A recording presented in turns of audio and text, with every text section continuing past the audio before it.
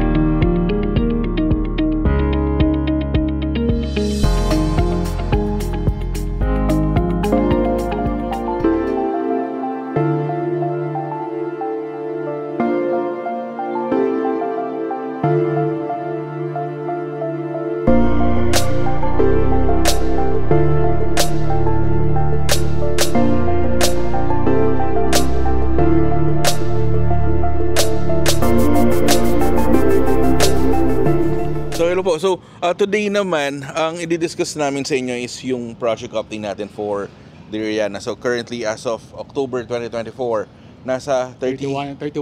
31% completion na tayo. So, ito makikita ninyo, last month, nung nagpunta ako dito, parang nasa 30th floor pa Yes, lang yata eh. Pero ngayon, tinitignan namin ni Mike, nasa ano na siya eh. Nasa 30 plus floors na siya. Oh, 37 ganun. Yes. Oo.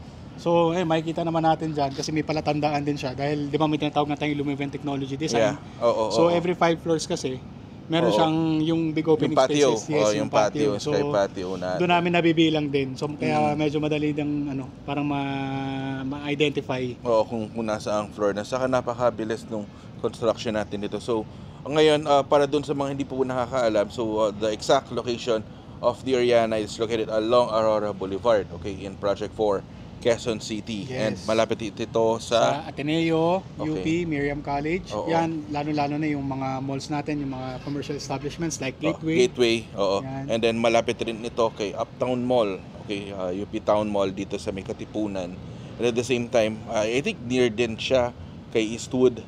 Okay, and also dito kay bandang SM Marikina na. Yes. because- Makikita natin dito na actually, since nandito tayo sa roof deck, kung pag makita natin yung yung location na yun, ibig sabihin, malapit na siya malapit dito. na, yeah. Accessible because speaking of the accessibility, malapit ito in between. This one is between LRT2 Anona Station Yes, and Katipunan Station. Station. And yung upcoming natin na Anona Subway Station. Okay, so that's why this project, yung strip na to, yung project na to, this is a transit-oriented development wherein paglabas mo pa lang accessible ito ng major transportation Yes. hubs, okay? So especially yung LRT2 subway station, LRT2 na station, and yung na subway station Yes. natin. Okay? And dito meron pa tayong available na So, dito guys, marami pa tayong mga list of available units dito. So, meron tayong 2 bedroom and 3 bedroom na napakarami pa rin. correct So, lang. 2 bedroom po tayo dito, tapos yung 2 bedroom na corner. Yes. So dito wala tayong 3 bedroom. Also meron pa tayong studio. Yes, meron pang tayo studio. dito. And also may nabago dito na layout, okay? So instead of yung may dalawang options tayo, may mga units tayo na 2 bedroom dito na walang balcony. Yes, naka-day bed siya. Day bed. So yan, makikita ninyo dyan, ganyan yung itsura nung day bed natin. So napakaganda. And at the same time, dito rin kay The Oriana, may mga units tayo na available na facing sa east side. Yes, yung papuntang Antipolo. Antipolo. Yan. So, Actually, perfect siya dun sa mga day bed. Kasi, since kung nasa higher floor kayo, so mas mabivisualize nyo na at parang magiging parang mas safe yung feeling nung lalo na yung mga medyo takot sa heights. correct, So, correct. hindi niya na kailangan lumabas ng balcony. Correct. Saka, ang kagandahan nun, malaki yung window mo. Correct. Malaki. So, kung nakapunta na kayo kay Allegra Garden Place, ganun, halos ganun. Pero ito kasi iba, mas Oo. na siya, parang from floor to ceiling na siya. Yeah, oo. So, kay Allegra kasi medyo may tira pa ng May konti tira na pang konti. Oo. So parang ganun na, and at the same time, halos parehas din yung mga latest development natin like si Sage Garden Residences. Ganun na rin, halos Si floor to Erin, ceiling yan, na si rin. Erin Heights. Oo, floor to ceiling na rin yung mga 40s. Yan. 40s yung mga bintana natin dito. So, of course, syempre, every year, nag-i-innovate tayo, nababago, at gumaganda yung mga project developments Every natin. project Yeah. launch. Opo, Yung- oo. Okay? So, yan. So, ngayon, if you want to know more about this project, nandiyan yung contact number namin ni Mike. Pwede nyo namin siyang kontakin, pwede mong kontakin. Pwedeng si Mitch, pwedeng Yeah. ako. At the same time, pwede tayong mag-schedule ng dito ng site site viewing tripping. dito. Kasi dito meron tayong 4 na model unit na unit. pwede natin mapakita sa inyo. So Merong iba-iba 2 siya. bedroom, 1 bedroom. Mm-mm.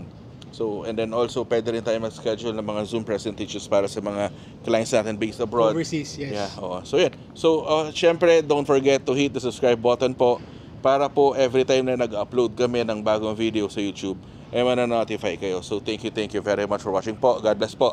Mike. Maraming salamat guys sa pagsuporta. So, please hit the bell button and subscribe para sa mga bagong project updates na Yes, ina-upload namin At sa aming saka- YouTube channel. Saka pala, isingit ko na rin. Pupunta kami Cebu. So, antayin natin, October, Cebu. Yes, Okay? may project release so, tayo yes, ngayon sa Queen So, City of South. So, yan, very excited. Makikita na nyo lang sa mga YouTube channels namin, bago tayong project sa Cebu. So, para dun sa mga clients natin sa Cebu, Hintay lang kayo dyan. mag-inquire na po kayo, kontakin nyo na kami para advance tayo. Okay po? So, thank you po. Bye-bye po.